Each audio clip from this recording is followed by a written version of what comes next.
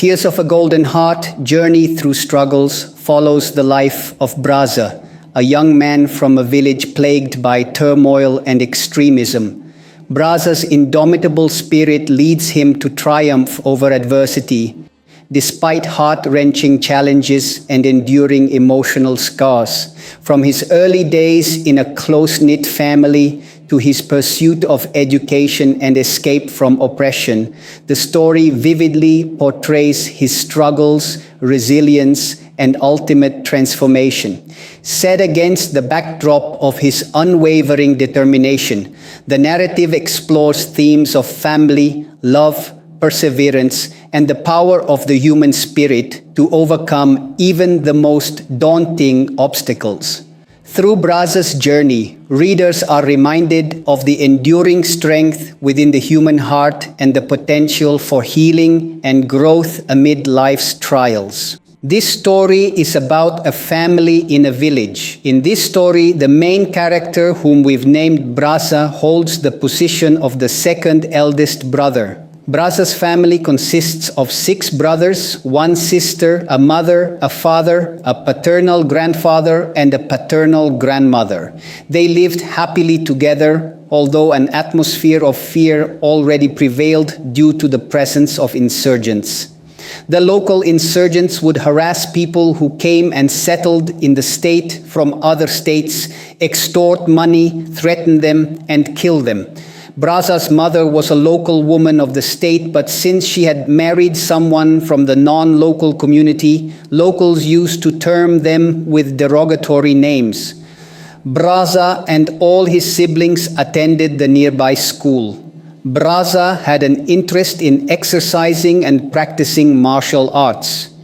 He would diligently practice martial arts to refine his skills. When Braja began studying in the 2nd grade at school, he started feeling a bit fragile. Consequently, his mom and dad decided to take him to the town to see a doctor. During the checkup, it was discovered that Braja had heart cancer and a hole in his heart. The doctor informed them that he had only about 8 more years to live. The doctor advised that Braja shouldn't be sent to school and should not be subjected to strenuous activities or mental exertion. Taking the doctor's advice to heart, Braja's mom and dad told him he wouldn't need to attend school for the next 3 to 4 years. They promised to enroll him in a good school in the city afterward.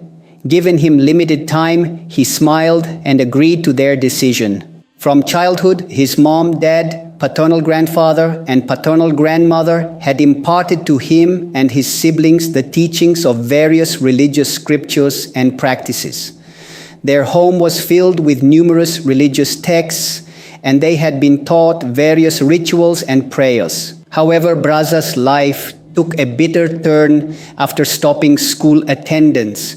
Braja knew exactly what the doctor had said, and he vividly remembered how his dad had shed tears upon hearing the doctor's words. Braja carried a slight fear in his heart, but he firmly believed in God and himself, believing that he could conquer his illness. Thus, he continued to exercise despite the pain in his heart. One day, Braja's mother advised him to read the religious texts at home if he ever felt like studying. She explained that this could bring peace of mind and well-being. Embracing his mother's words, Braja began to read all the religious texts at home earnestly. Braja often reminisced about his late paternal grandfather in his moments of solitude. Braja's paternal grandfather passed away when he was only in the 1st grade, but Braja held vivid memories of his grandfather during his early childhood. When his paternal grandfather was alive, Braja used to engage in childish activities like grabbing the tail of a snake, teasing snakes, and playing with them. Interestingly, Braja was never bitten by snakes, but whenever he provoked dogs, they would bite him. His paternal grandfather used to give him a homemade remedy called mahjong, which Braja found delicious. These memories stayed with Braja because while the other kids went to school, The younger ones stayed home with their grandmothers and mothers. Braja's father worked as a contractor, which meant he couldn't spend much time at home due to his job commitments, often having to stay outside due to work. Time passed, and the burden of sorrow weighed heavily on Braja's shoulders. Every month, Braja had to get an injection, a process that even experienced doctors in the city hesitated to administer without thorough examination. Unfortunately, such medical facilities were not available in the village. As a result, Braja had to rely on the local compounder, who was close to his family, to give him the injections. The pain after each injection was excruciating, leaving Braja unable to move or even twitch. As days passed, the rest of the family members and relatives, except for Braja's parents, started to mock him. They criticized him, saying he didn't attend school and didn't do any work, adding to Braja's struggles. Slowly, these individuals began subjecting Braja to forced labor, scolding him with constant rebukes.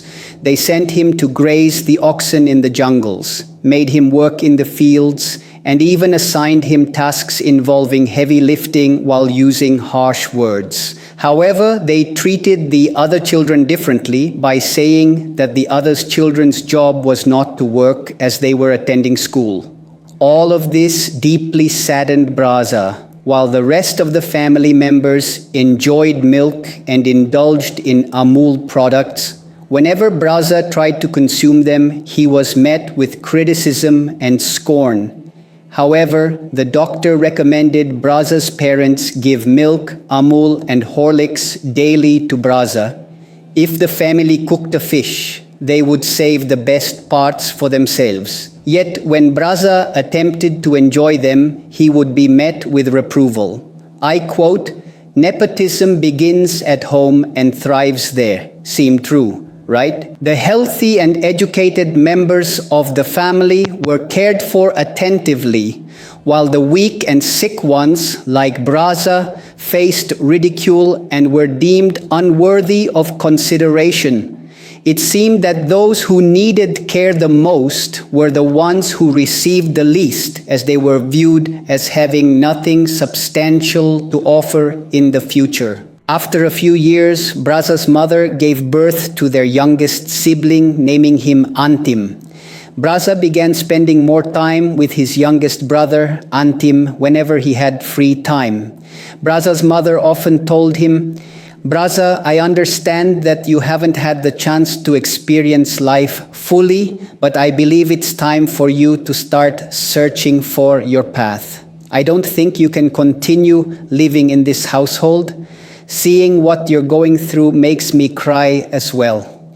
Going to your maternal uncle's house isn't an option because they might criticize you as a non-local."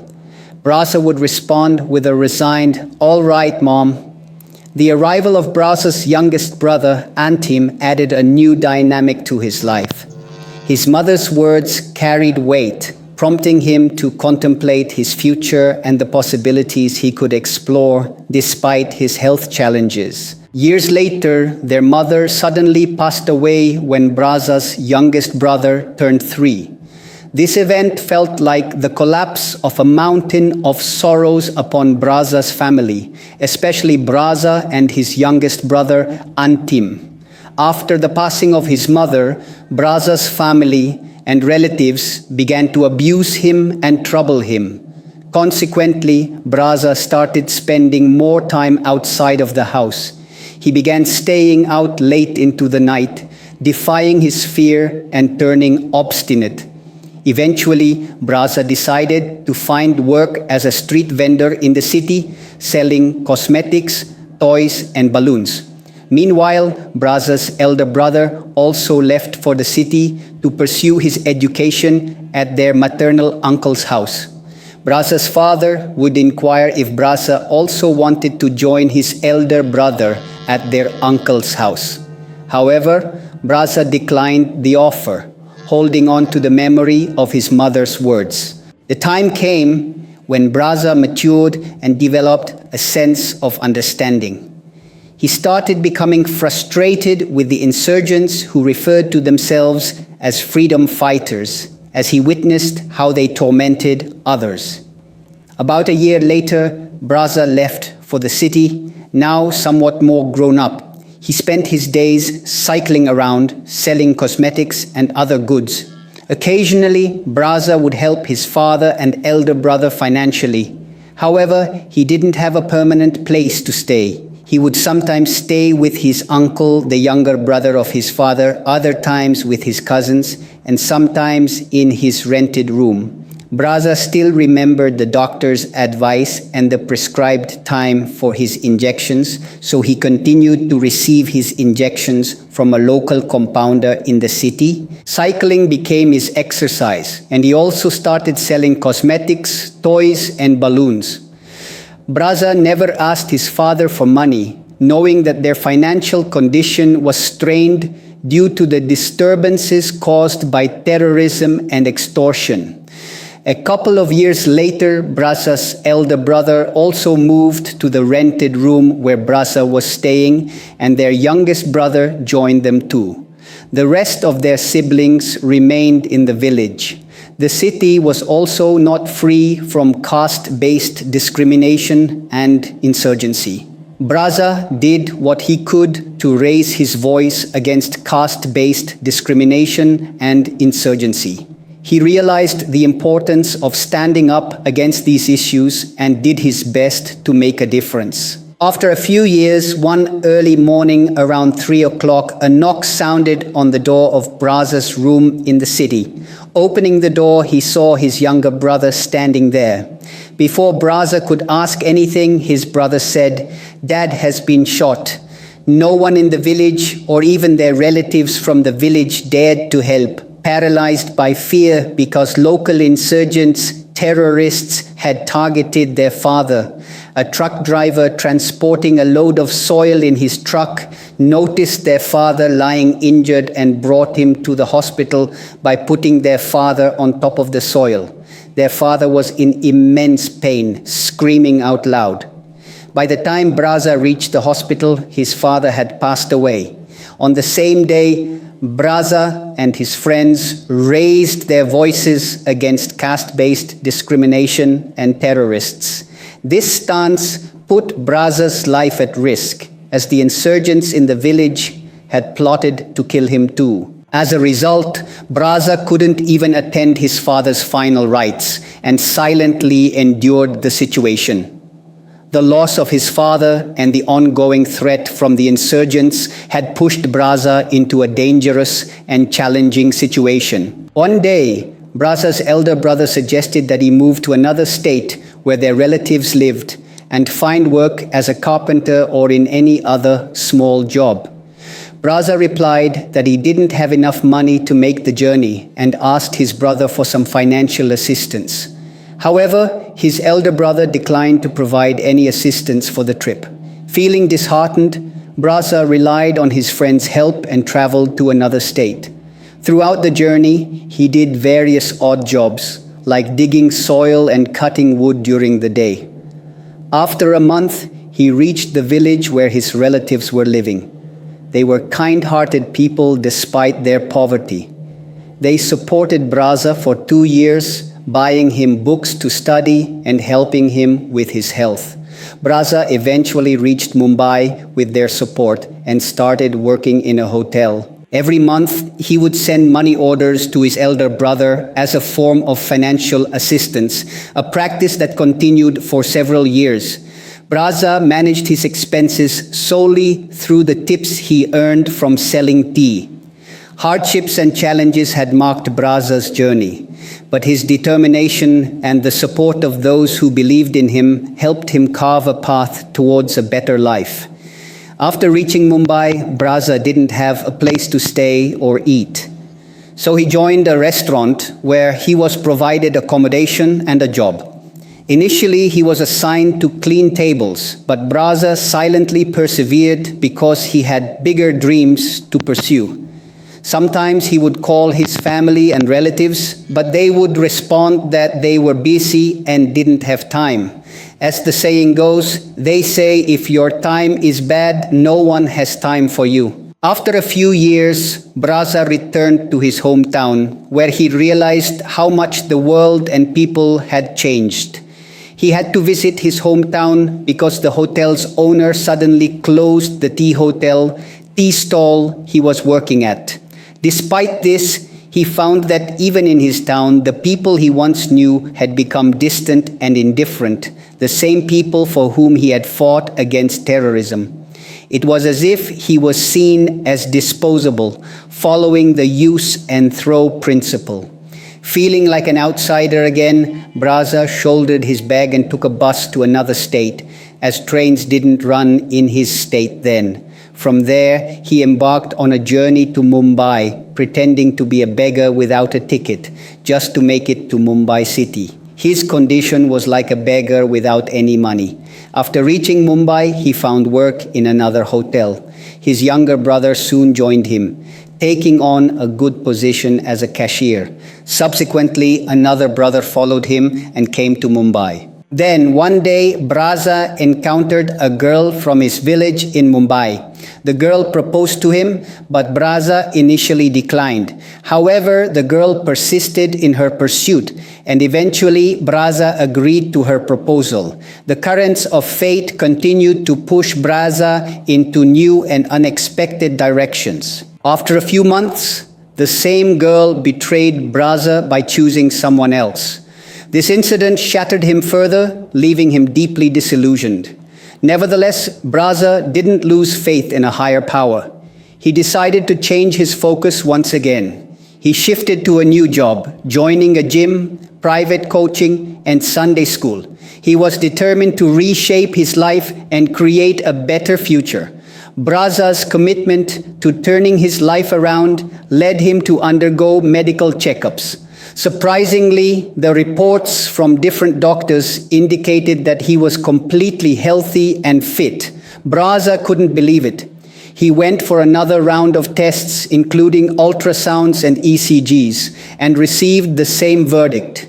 He was in excellent health and even more robust and active than an average person. When Braja showed his old medical reports, the doctors told him, "We did not know how it happened, but we agreed that something miracle happened to him. We can call it rebirth." These medical revelations provided a new perspective for Braja, further strengthening his resolve to overcome his past challenges and continue striving for a better life. The saying goes, never consider someone so small, weak, or uneducated, and don't hate anyone so much that he attains divine powers and you start feeling small in front of him. 2 years later, Braja decided to move to Goa. He took up a job at a travel agency, serving tea, cleaning, and other janitorial tasks there. For 3 months, he managed to get by eating only a 5 rupee packet of Maggi daily. He dedicated time to learning computers whenever he could and frequented the gym for his workouts. Gradually, he acquired proficiency in web design and travel-related tasks. He completed a course in Travelport Galileo, enhancing his knowledge further. Impressed by his dedication, the travel agency owner promoted Braja to the team manager position. Braja worked tirelessly day and night, generating significant profits for the travel agency. However, one day, the owner transitioned from the travel business to running a restaurant. Braja's responsibilities shifted, and he was no longer required to manage the restaurant. Therefore, leaving Goa behind, he goes to a hill station, marries a girl from there, and settles down there. Then one day, a situation arose where there were no job opportunities in that hill station. Thus, in the beginning, Braja had to face many financial difficulties. If it were someone else, they might have given up. But Braja believed that God was with him and that he would reap the fruits of his hard work. Braja starts polishing his skills especially in information technology, where his wife provides much support. And so Braja decides to work as a freelance web developer. He creates his web design, SEO, and digital marketing agency's website. He becomes engrossed in SEO and marketing day and night.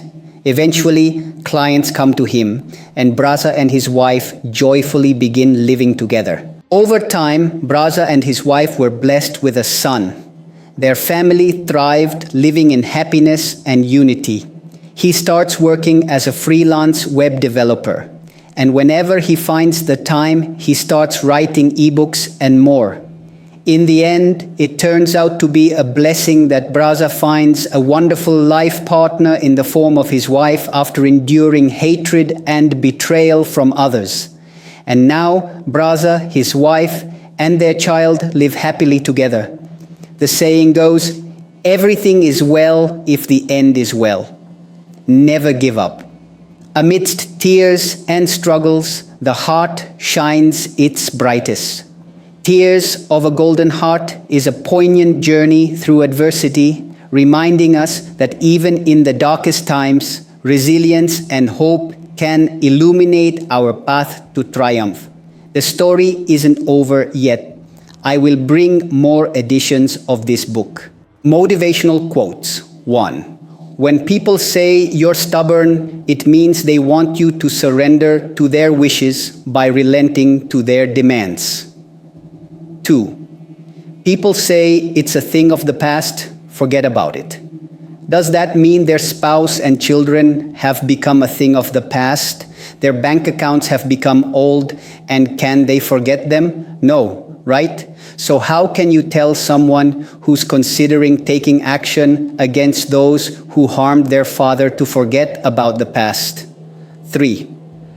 Being stubborn in life is crucial if you want to achieve something significant. If you change yourself in front of someone else's stubbornness or words, then what will remain of your identity? 4. People fight for success and money, but a true person, a father's son, a believer in God, fights only for the sake of truth. This work of fiction, titled Tears of a Golden Heart, Journey Through Struggles, is a product of the author's imagination.